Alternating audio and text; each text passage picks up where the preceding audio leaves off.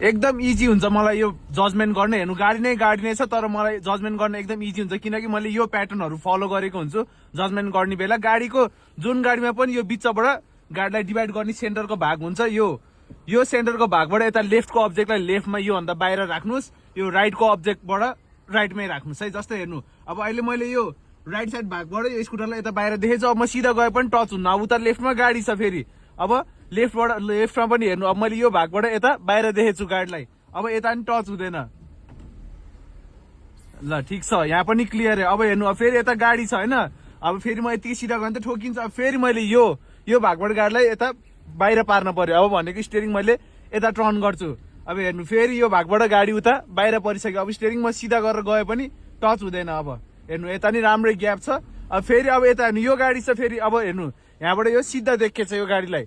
अब मैले फेरि यो भागलाई चाहिँ यो गाडी भन्दा यता पार्नु पर्यो भनेको गाडीलाई चाहिँ उता हुनु पर्यो यो भागबाट। अब हेर्नु फेरि यता टर्न गरिदिन्छु स्टियरिङ। अब हेर्नु है, फेरि यो भागबाट यता बाहिर देखियो है।